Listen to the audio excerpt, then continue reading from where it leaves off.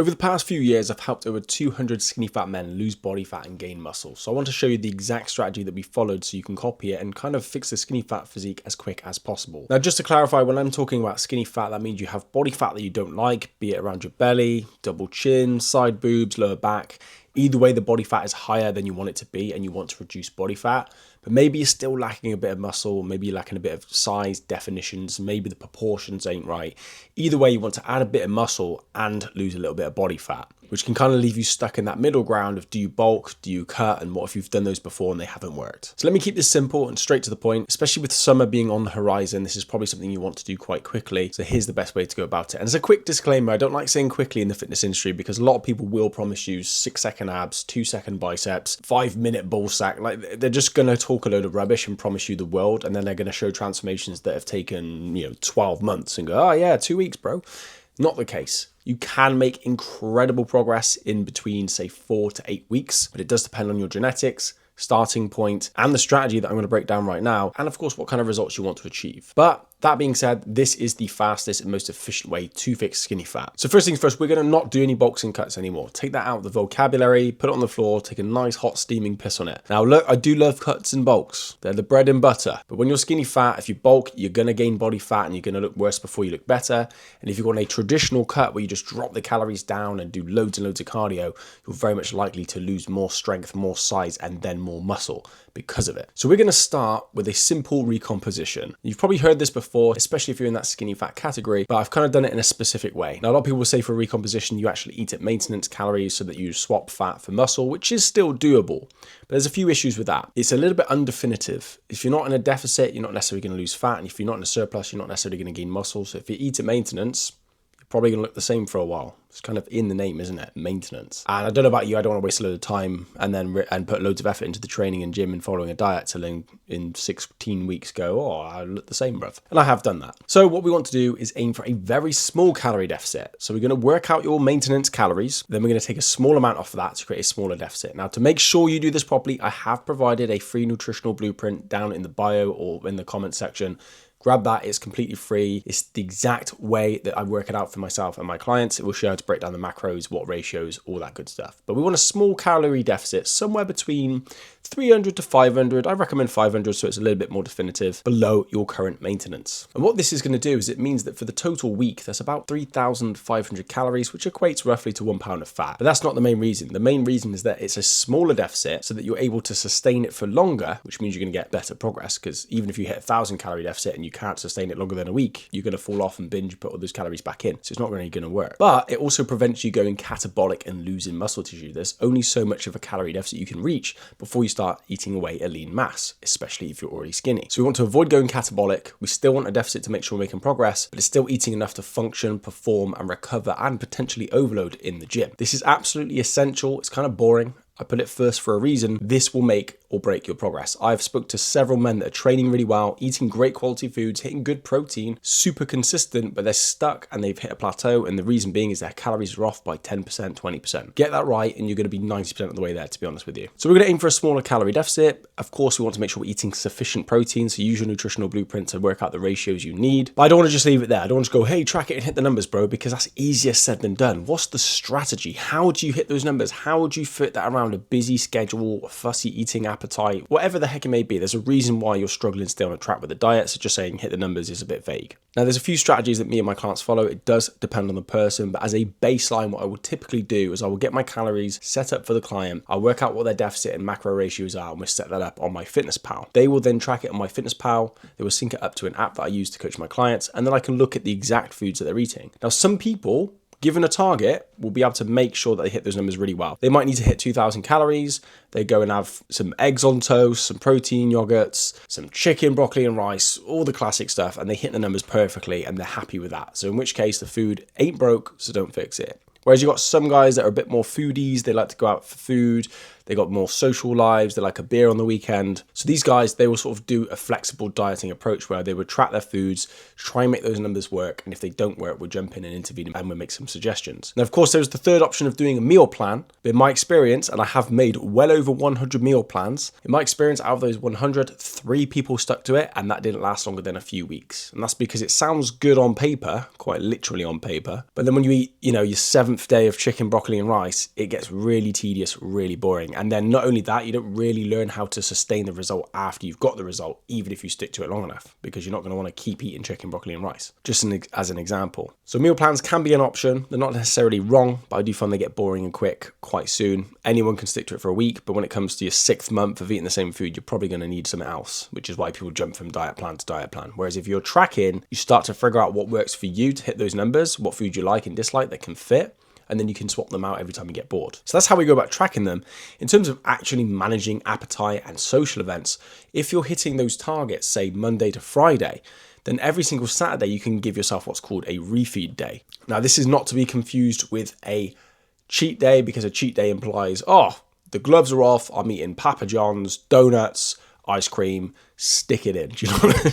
And that's obviously going to undo all the work you've just worked throughout the week, and it's a bit too extreme on either side. And if you binge eat, you're definitely going to wipe out a lot of progress, and then it becomes even harder to get back on track. And it's quite demoralizing seeing those scales go up by 5 pounds. So a refeed is simply put, you're just eating at your maintenance calories. So let's say we take the 2,000 calorie target as an example. That's your 500 calorie deficit. So you have 2,000 calories Monday to Friday, and then Saturday you give yourself an extra 500 calories, 2,500. Doesn't sound like a lot, but when your body gets used to 2,000 and you get a little bit hungry and you have that one little day that you can stick it out to, this is going to do a few things for you. One, it's going to boost energy, it's going to boost performance, it's going to help you stay on track because you get a little bit extra wiggle room on the weekends.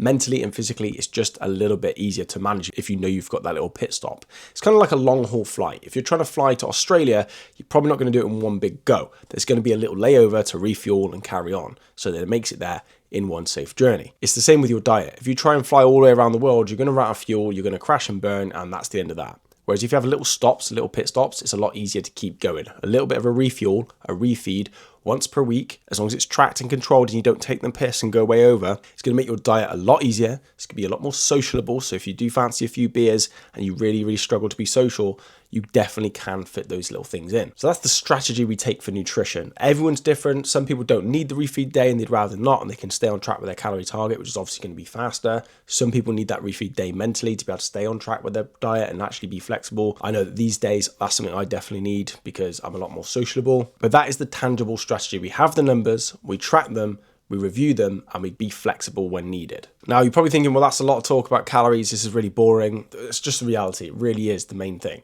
Now, we've got the nutrition covered. You should have your numbers, you should be tracking it, and you have a strategy to stick to it throughout the week. What about the exercise? What about the training? How do you gain muscle if you're in a calorie deficit? What should we be doing? Should we be doing cardio? Should we do bloody high rocks and whatever the fitness trend is now? Now, look, let me be really simple about this. Cardio is not something you should necessarily prioritize. I'm not saying don't do it, I'm saying don't prioritize it. And the reason being is, again, if you are skinny fat and you're trying to add size and you're eating less food and then you're doing a bunch of running and a bunch of flapping about, yeah, it's good for your cardiovascular, yeah, it's good for mental health, to be honest with you, which is why I'm saying don't avoid it.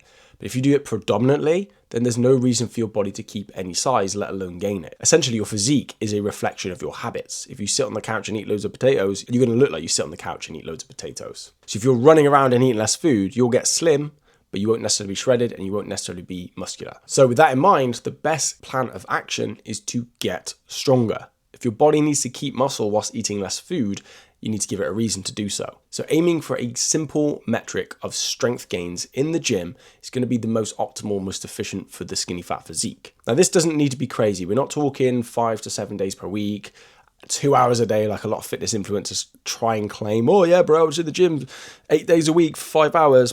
No, they're not. They're talking rubbish. They're trying to sound really, really cool and like they do more than you, when the reality is some of them don't even do that. But that's another topic. Most of my clients, and I'm going to show some transformations here for context, Most of these dudes train 2 to a maximum of 4 days per week in the gym. So obviously the average is going to be about 3 days per week. And the workouts range between half an hour to 45 minutes, 1 hour if they get chatty on a treadmill. The bottom line is you don't need to be in the gym as much as you might think. And I'm just going to show you another picture for proof. Here's 2 pictures of me. The one over here was when I was training 7 days a week for 45 minutes each time because I was following a mental toughness challenge.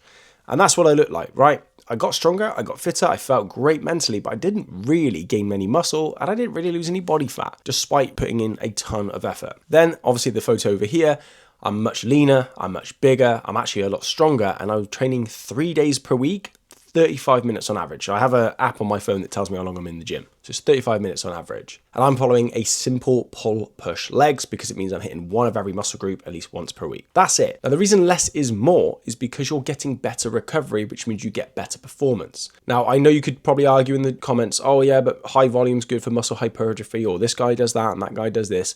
And you're probably right. Everyone responds to different things. Some people might do well with high volume. Some people might crumble and go backwards with high volume like I did. But I'm talking from this perspective of a skinny fat guy. And I have got loads and loads of transformations, 200 to be precise, technically 202 now, where this has worked time and time again. So I'm very confident in suggesting that you follow this if you fit into that skinny fat category. Now, because the volume is a little bit less, you're able to go harder.